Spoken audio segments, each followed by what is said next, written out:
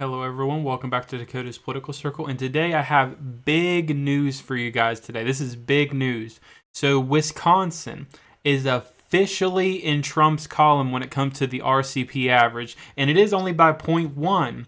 But this is very massive. And if you look right here, Quinnipiac was one of the polls that were showing a lead in Wisconsin, as well as Rasmussen.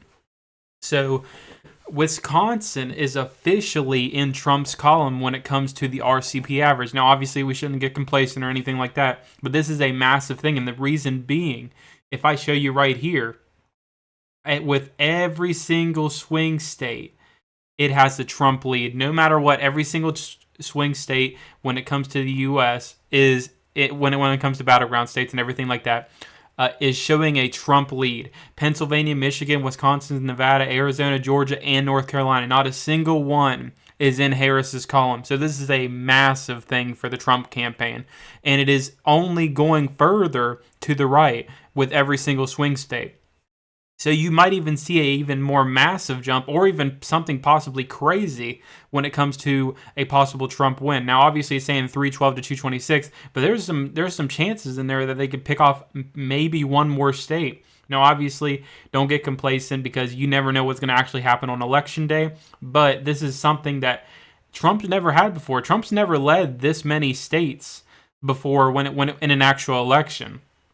So him being able to lead in every single battleground state, while also, if I show you right here, getting close to the popular vote. Now, he's not winning the popular vote in the RCP average right now, but he's starting to shift that way, especially with the most recent Fox News poll, which, remember, Fox News is a pretty good pollster when it comes to just average polls. And if you see right here, they only did one for Harris before this one, and these ones don't count because these were before she became the actual nominee. So it was a Harris +2, and now it's a Trump +2. So a pollster like Fox News is very, very bad for Harris because Fox News is a very reliable pollster when it comes to it. So he's almost even leading in the popular vote. And I don't know if Trump will actually win the popular vote, but that's also massive as well because that indicates possibly he'll win the House and stuff like that. It's just crazy. So yeah, Wisconsin's in Trump's column, every single swing state in Trump's column. And I just want to show you what that means. Now, obviously, the actual toss-ups are right here, so like 312. But I want to show you each state just to show you like how his margins are actually doing in each state. So if I go to each state, so here's Wisconsin. So it's a Trump 0.1 lead. So let's just give that to Trump. So let's give that to Trump. And then let's go to Nevada.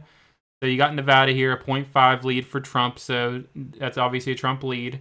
And then you got, I already said the state of Wisconsin, so Arizona. Arizona is a pretty sizable Trump lead. So then there's that one. So then let's go to the state of Michigan, which is also a decent-sized Trump lead.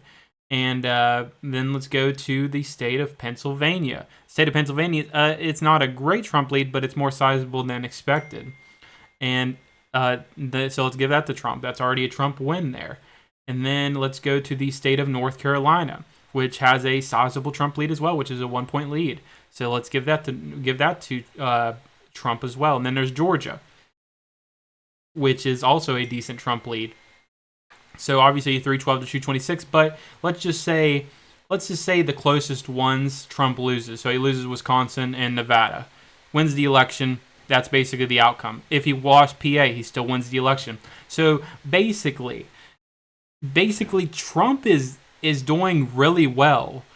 Even if he lost all the closer margin of error states, he still has a chance to win the election no matter what. This could also be the Trump map you see right here, and he still wins the election. It just shows that Trump is just doing so well when it comes to all these states. And I also want to show you if Trump can pick off any more states along with it. So let's just go to like the state of Minnesota. Let's check the state of Minnesota out. So the state of Minnesota, it's a Harris 4.7, and that's not within the margin of error. It's close. Like, it's possible it can be within the margin of error, but I would say not. So that would stay Harris in this scenario. But let's look at the state of Virginia. I'm very curious about the state of Virginia. So let's go back and go to the state of Virginia here. So the state of Virginia, it's a Harris +6. But most recent polls have been very odd. So like this is the Harris plus 11, Harris plus 8, and then there's Harris plus 3s right here.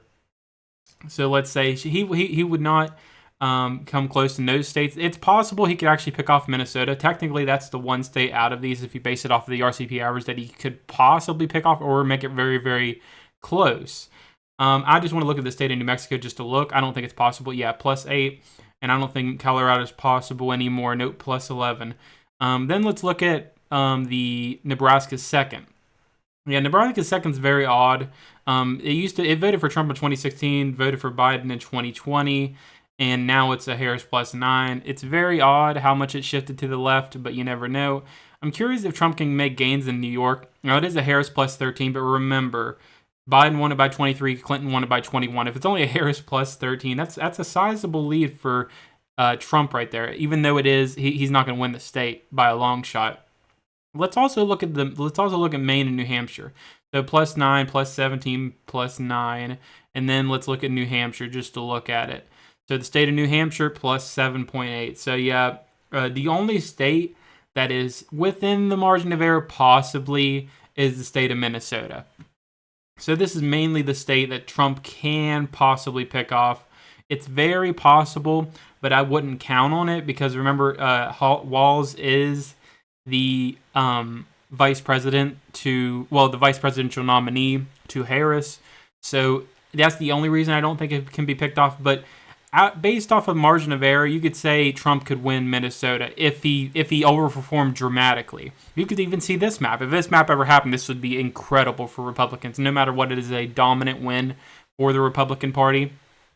But based on everything I saw, this is the scenario that is probably going to happen, especially if trends keep going that way.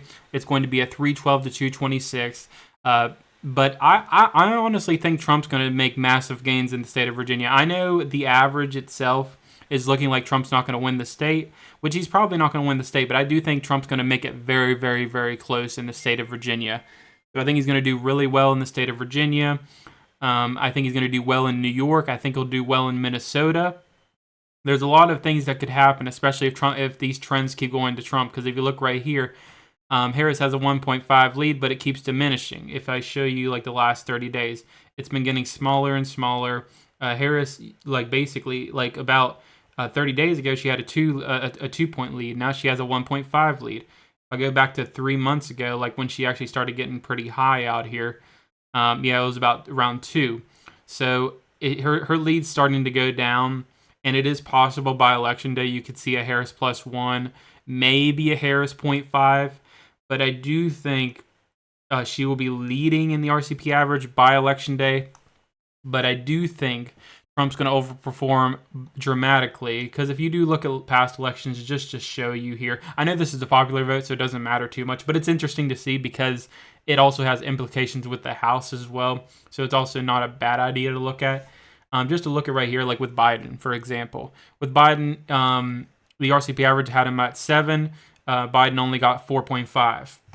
So Trump overperformed by a significant amount.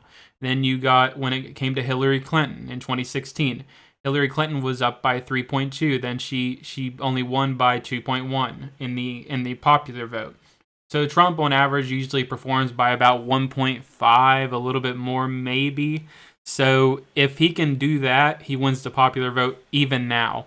So I would say that if the trends keep going how they're going, I do think Trump wins the popular vote. I do think Trump wins the House, the Senate, and the presidency overwhelmingly.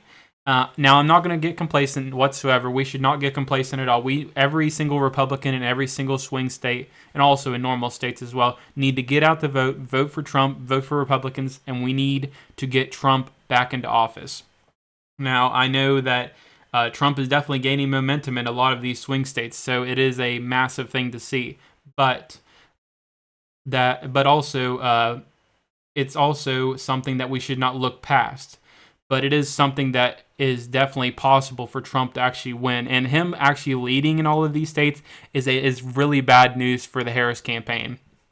But I did want to bring that up with you guys today, just to talk to you guys about that. I haven't made videos in the past few days because I really haven't had anything to talk about. I was going to talk about Harris's interview with Fox News, But this came up with Wisconsin. This is way bigger news. But if nothing else comes up, I probably will make a video on the Harris interview thing that happened with Brett Baer. So Brett Baer, I'm not sure how to say his name, but the guy on Fox News.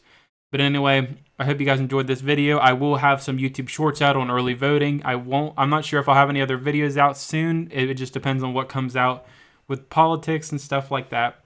But anyway, guys, I hope you guys enjoyed. Thank you guys so much for watching, and I'll see you guys in the next one.